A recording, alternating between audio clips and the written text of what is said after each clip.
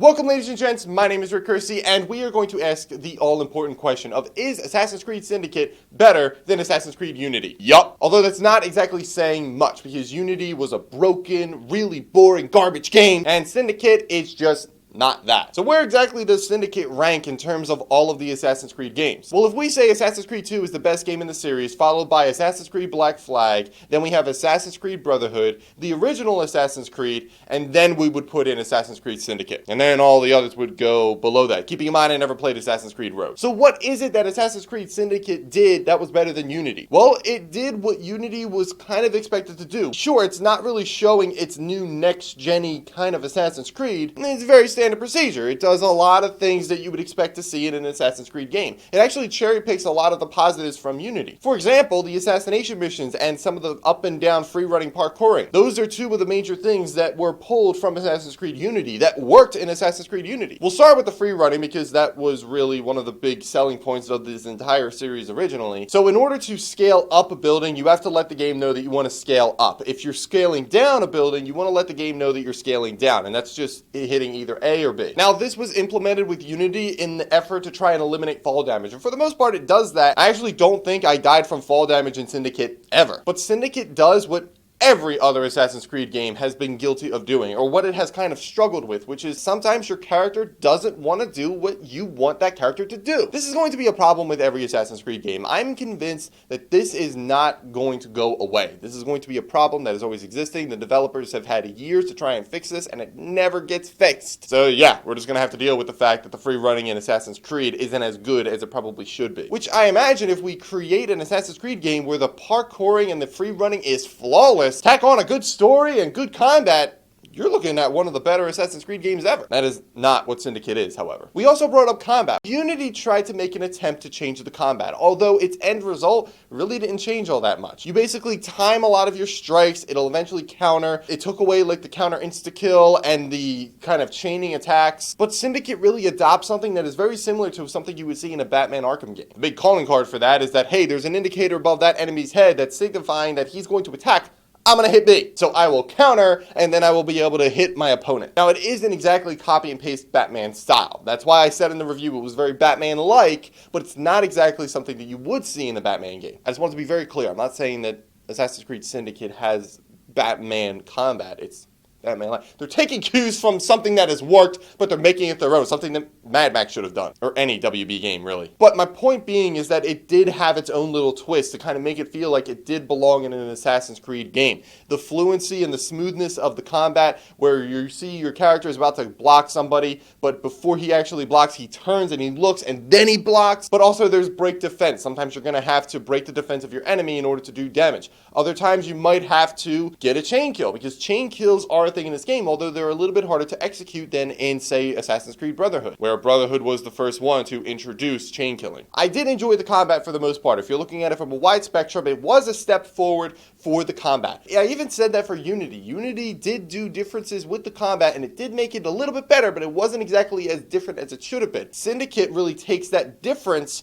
and does implement it, although it's not exactly where it should be. And the reason why I say that is because a lot of the enemies, I feel like there are no variants. Your strategy to take out the big guys, the snipers, some of the other little guys, they're the exact same. Counter occasionally, you break his defense, you attack them. Some of them will have range attacks. When you get prompted, you're going to dodge a bullet all Matrix style. So yeah, that was a little bit of a bummer. When I first started playing it, I was like, okay, I see improvement here. I see a different combat system. There were combos. You could implement combos. You had skills that you could buy, and you could purchase it for your character and then use those skills in your fighting, which, I mean, I can't exactly bash on the combat entirely. I think that there are a lot of improvements that can be made, but at least it is one of the better combat that we have seen in an Assassin's Creed game. So those are two of the things that it pulled from Unity and kind of made it better, but honestly, Syndicate did a lot of things better. Namely, the story and the main characters. One of the big things that I didn't like about Unity was that I did not like the character of Arna. He showed promise early on, but then later when he started developing, he became super bland and boring. In fact, every character in that game was super bland and boring, including the villain. This is not the case with Assassin's Creed Syndicate. You play as two characters in Assassin's Creed Syndicate. You actually play as twins, Jacob and Evie Fry. And I did really like these two characters. Evie is very thoughtful. She cares about a lot of people. people, takes in the information, and then acts. She doesn't so much run into a situation without knowing anything, something that Jacob would do. Jacob is very rash. He's very cocky. He makes a lot of jokes. He's basically a brute. But I really enjoyed the character of Jacob. Actually, before I started playing Assassin's Creed Syndicate, a lot of people were saying that they really didn't like Jacob's character. I thought he was awesome. I was really entertaining. Evie was actually the one that I thought that you could have done better, because going into the game, I actually expected Evie to be very thoughtful, to would see a situation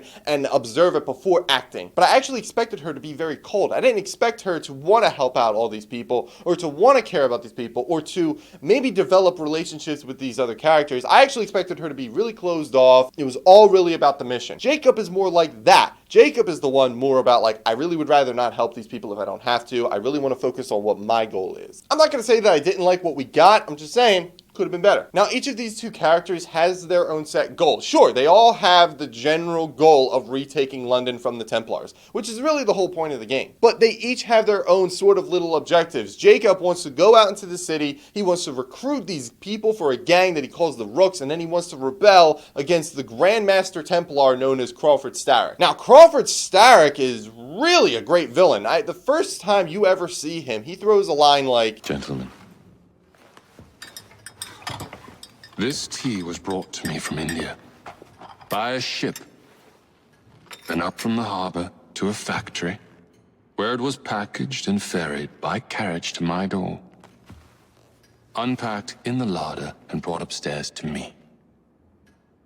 All by men and women who work for me, who are indebted to me, Crawford Starrick, for their jobs, the time, the very lives they lead. They will work in my factories, and so too shall their children. And you come to me with talk of this Jacob Fry, this insignificant blemish who calls himself assassin?" okay, that's a good villain. Because he's very calm, but then he's also explosive because of moments like this. "Mr. Starrick, I told you not to disturb me!" There were actually a few scenes in this game that sent chills down my spine because Starrick was such a really good villain. The problem here is that Starrick wasn't used as much as he probably should have been. He had really great moments, he had great voice acting, he was well written, but I feel like he could have been in the game more to either just have more of those great moments, to send more chills up my spine, or to just add intensity to the overall plot that was happening. But that's Jacob's story. Evie's story is that she's investigating all these different clues to try and locate a piece of Eden that is within the city somewhere. As far as main missions go, you're going to play as Jacob the majority of the time. So when you hit Assassination Missions, which I will talk about in a second, Jacob is going to be the main one that is doing a lot of those Assassination Missions, which means that a lot of the plot evolves around Jacob. Evie's storyline kind of felt to me like it was a side storyline that did feed into the main one. I just feel like Jacob's storyline just completely overshadowed Evie's storyline, because Jacob was actually going after the Templar Order and just picking apart piece by piece, whereas Evie was being a little bit more searching for clues and helping out this person. I just wish that there was a little bit more out of Evie's story. Now, I brought up the Assassination Missions, so we might as well talk about those. That was another thing that Syndicate pulled from Unity that I think really worked. It was one of the better things about Unity. I did praise Unity for the fact that its Assassination Missions were really good. Basically, it puts you in this area, it tells you that your target is in there somewhere, and then that gives you a couple of different opportunities. Sometimes there's a stealth opportunity where you can cause a crowd to gather around, and then you can sneak through the crowd to get closer to your target. Other opportunities could be, hey, I'm going to help out this guard. This guard's actually going to take me to my target, and I can sneak up behind him for a unique kill. And then there are going to be other things as well. There's like a poison opportunity. There's a little thing here that you can do, and it's just making me feel like I am an assassin, and that's what I love. Now, you can't do these missions in any certain way. You can rush into an area, slaughter everybody, and then kill your target that way, or you could be a little bit more stealthy, taking advantage of the opportunities that the game presents you. But the thing that really stuck out to me in this game, right at the very beginning, when you start up this game,